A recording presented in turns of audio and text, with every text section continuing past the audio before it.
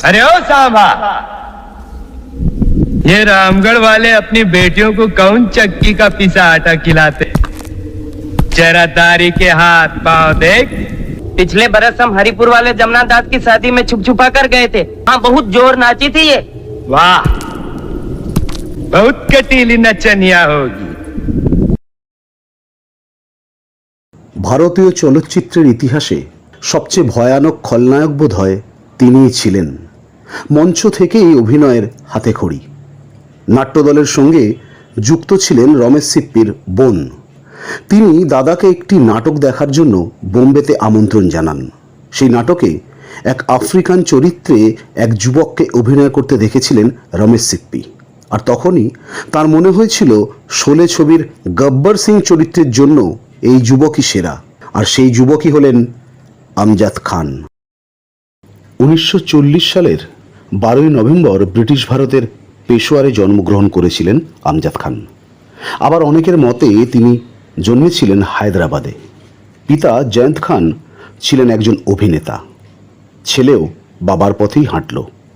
মাত্র 11 বছর বয়সেই আমজাদ খান শিশুশিল্পী হিসেবে হাজির হলেন বড় পর্দায়। সিনেমার নাম নাজনীন। এরপর থিয়েটারে ভর্তি হলেন। সঙ্গে চলছিল পড়াশোনাও।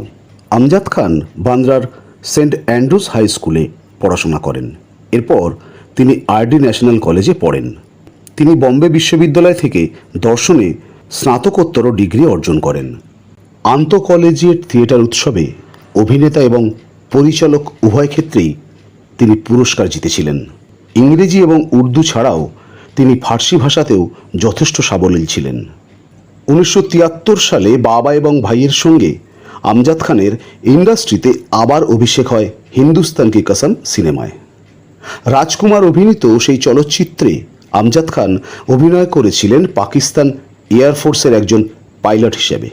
কেউ মনে রাখেনি সেই ছবি। আমজাদ খানেরও ভাগ্য খোলেনি। जब मैं पैदा हुआ ना, पैदा होते ही मैंने कहा मैं कहाँ हूँ। बीमार सिंह सरदार। डाकू भाई, ये बीमार सिंह है तो सेहतमंद सिंह को आवाज मत दीजिए। नहीं ठाकुर, इसका जो कुछ भी बंद करना है तुम कर दो। तुम्हारे लिए हमारे पास गोलियां बहुत हैं। बोल कितनी खाएगा? आज नहीं, आज उपास है हमारा। आज हमारा करवा चौथ का व्रत है।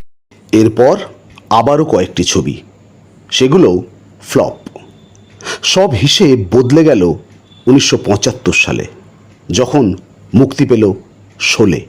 ভারতবর্ষের সিনেমার ইতিহাসে যোগ হলো এক নতুন ভয়ঙ্কর ভিলেনের নাম গব্বর সিং। গব্বর সিংয়ের মতো ভয়ঙ্কর খলনায়ক চলচ্চিত্র জগৎ আগে কখনো দেখেনি। আমজাদ খান তাই অবিস্মরণীয়।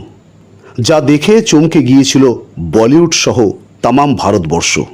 আজও হেমা মালিনী বলেন, তার জীবনে কঠিনতম নাচের দৃশ্য গব্বরের ডেরায় বসন্তীর নাচ।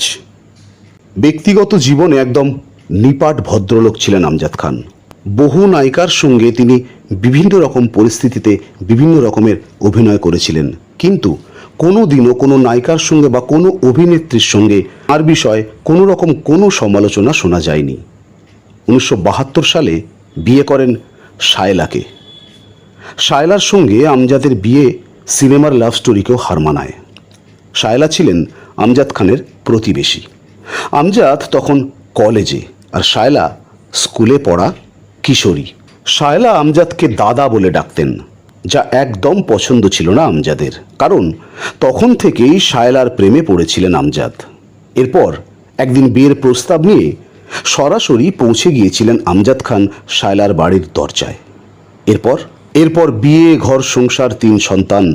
2 দশকের অভিনয় জীবনে আমজাদ খান প্রায় 130টি ছবিতে অভিনয় করেছেন, যার মধ্যে শোলে, মুকদ্দর কা সিকান্দার, ইয়ারানা, বরসাত কি এক রাত, দেশ পরদেশ, নাস্তিক, সত্য পে সত্তা, লাওয়ারিস, গঙ্গা কি সৌগন্ধ, হাম কিসি সে কম নেই, আরও অনেক ছবি। 1977 সালে কিংবদন্তি পরিচালক সত্যজিৎ রায়ের প্রথম হিন্দি সিনেমায় আওয়ারের রাজা ওয়াজেদ আলী শাহর চরিত্রে অভিনয় করেন আমজাদ খান। গব্বর থেকে সত্যজিৎ রায়ের নবাব ওয়াজেদ আলী শাহ, জবরদস্ত ভিলেন থেকে কমেডিয়ান। আমজাদের অভিনয়ে ছড়িয়েছিল বিভিন্ন রং। চামেলি কি শাদি বা গিরিশ কর্নাডের উৎসবে সম্পূর্ণ ভিন্ন ধারার অভিনয় করেছিলেন আমজাদ খান। হঠাৎ এক ভয়াবহ দুর্ঘটনা দুমড়ে দিল আমজাদ খানের ভাগ্য। তার সংসার জীবন বেশি দিন সুখের হলো না। 1976 সালে তিনি যাচ্ছিলেন দ্য গ্রেট গ্যাম্বলার সিনেমার শুটিংয়ের জন্য। গাড়িতে আমজাদ খানের সঙ্গে ছিলেন তার সন্তান সম্ভবা স্ত্রী শায়লা। মুম্বাই গোয়া হাইওয়েতে চালককে বিশ্রাম দিয়ে নিজেই স্টিয়ারিং ধরলেন আমজাদ খান। গাড়িতে যেতে যেতে ইচ্ছে হলো গান শোনার। ক্যাসেট বদলাতে গেলেন তিনি। সাময়িক চোখ সরেছিল রাস্তার দিক থেকে। ব্যাস, তখনই ভয়াবহ গাড়ি দুর্ঘটনা। তারপর চারদিক অন্ধকার।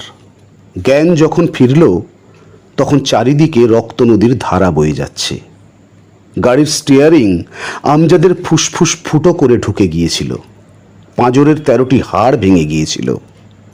শায়লারও পাঁজরের হাড় ভেঙে গিয়েছিল, থেতলে গেছিল মুখ। তবে তাদের অনাগত সন্তানের কোনো ক্ষতি হয়নি। শায়লা সুস্থ সন্তানের জন্ম দিয়েছিলেন, কিন্তু গুরুতর অসুস্থতার জন্য আমজাদ খান কোমায় চলে গিয়েছিলেন। আমজাদের কোমা কাটতে অনেকটা সময় লেগেছিল। একের পর এক অস্ত্রোপচার আর কড়া ডোজের ওষুধের ফলে দুর্বল হয়ে পড়েছিলেন আমজাদ। ওষুধের প্রভাবে তার ওজন অত্যাধিক বেড়ে যাচ্ছিল। তারপরেও কাজে ফেরেন আমজাদ। কমেডিয়ান বা চরিত্রাভিনেতার রোলে কাজ শুরু করেন। শারীরিক দুর্বলতার কারণে পরে ঠিকমতো শরীরচর্চা করে উঠতে পারতেন না তিনি। ফিল্মের ধকলও নিতে পারতেন না। এদিকে ততদিনে অমরেশ পুরী ভিলেন হিসেবে বলিউডে তার সাম্রাজ্য বিস্তার করতে শুরু করেছেন। আমজাদের কাছে ছবির অফার আসাও কমতে শুরু করে। আজীবন চলতে থাকা স্টেরয়েড ওষুধের প্রভাবে আমজাদের স্থূলতা এতটাই বাড়তে থাকে যে 1992 সালের 27শে জুলাই মাত্র 51 বছর বয়সে হৃদরোগে মারা যান আমজাদ খান। তবুও কিতনে আদমি থে ये हाथ मुझे दे दे ठाकुर जो डर गया समझो वो मर गया, এই সমস্ত কালোজয়ী ডায়লগ দিয়ে আজীবন বেঁচে থাকবেন আমজাদ খান। একদম হার্ডকোর ফিল্ম থেকে আর্ট ফিল্ম সবেতেই ছিল তার বিচরণ। তাই খলনায়ক হলেও গব্বর আজও নায়ক। বেঁচে থাকবেন আপামোর ভারতবাসীর মনে। আজকের মতো ভিডিওটি এখানেই শেষ করছি। যদি ভিডিওটি আপনাদের ভালো লাগে তাহলে অবশ্যই একটি লাইক করে দেবেন এবং আপনার মন্তব্য অবশ্যই কমেন্ট করে জানাবেন। আর যারা চ্যানেলে এখনও নতুন, এরকম নতুন নতুন ভিডিও পাওয়ার জন্য অবশ্যই চ্যানেলটি সাবস্ক্রাইব করে রাখবেন।